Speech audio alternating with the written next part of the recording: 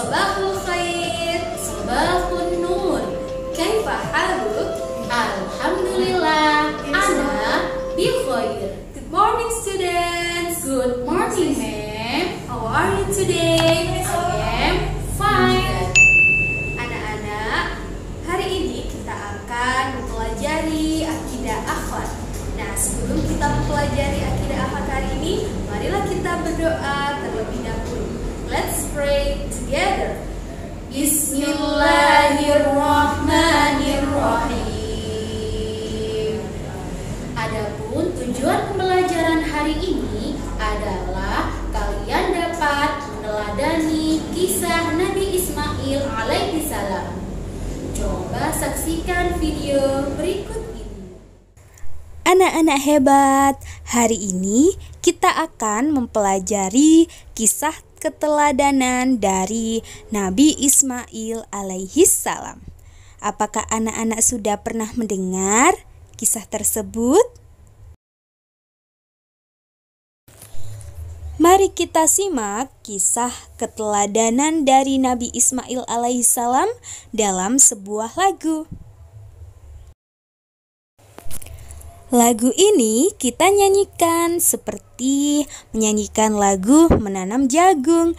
Anak-anak tentu sudah bisa kan? Mari kita nyanyikan bersama-sama. Ayo kawan, kita belajar tentang kisah Nabi Ismail alaihi salam, putra Ibrahim dan Siti Hajar. Beliau yang taat pada orang tua. Siti Hajar dan Ismail ditinggalkan Ibrahim di tanah Mekah, di tempat tandus tiada air. Lalu beliau mencari air, lari kecil ke Bukit Sofa, lalu menuju ke Bukit Marwah, hingga 7 kali dan muncullah air Zam-Zam dari kaki Ismail.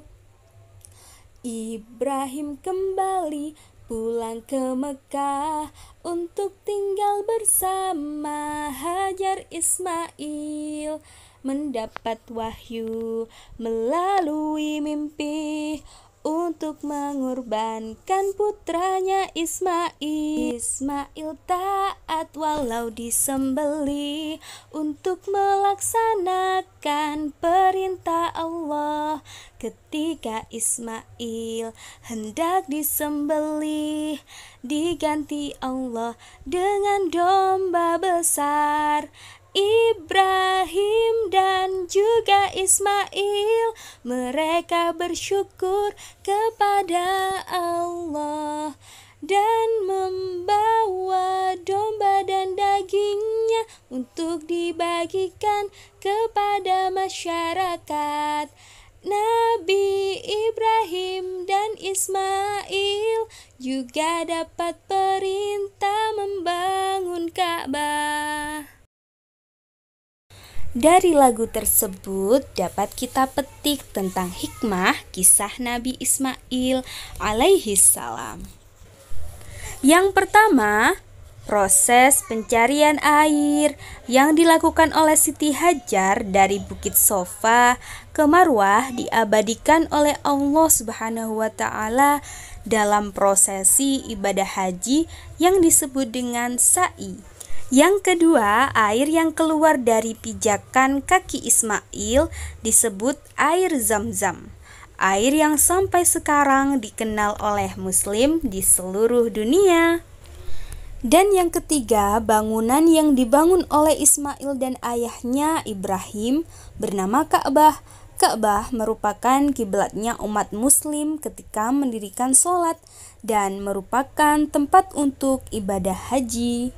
Nah, itu tadi adalah hikmah kisah Nabi Ismail alaihi salam. Kisah Nabi Ismail alaihi salam mengajarkan kita banyak hal anak-anak. Salah satunya Kita tetap menghormati orang tua dalam kondisi apapun. Meskipun hendak dikurbankan oleh sang ayah, Ismail tetap sayang dan hormat kepada kedua orang tua. Lalu, bagaimana Bu cara kita menghormati orang tua kita?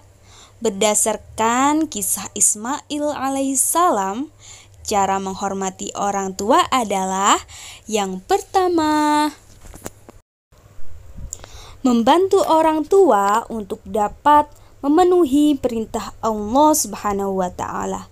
Yang kedua, tidak membiarkan orang tua mengabaikan perintah Allah Subhanahu wa Ta'ala. Yang ketiga, mematuhi nasihat orang tua. Yang keempat, menyayangi orang tua. Dan yang kelima, berperilaku sopan santun. Yang keenam, berbicara lembut kepada orang tua. Yang ketujuh, selalu mendoakan orang tua. Dan yang terakhir, menyenangkan hati orang tua. Nah, itulah anak-anak cara kita untuk selalu taat kepada orang tua berdasarkan kisah teladan Nabi Ismail alaihissalam. Sekian pembelajaran Bu Guru hari ini, semoga bermanfaat untuk kalian semua. Pesan Bu Rura dan Bu Ilmi, jangan lupa tetap semangat dalam belajar meski dari rumah, dan jangan lupa membantu orang tua serta menjalankan sholat 5 waktu.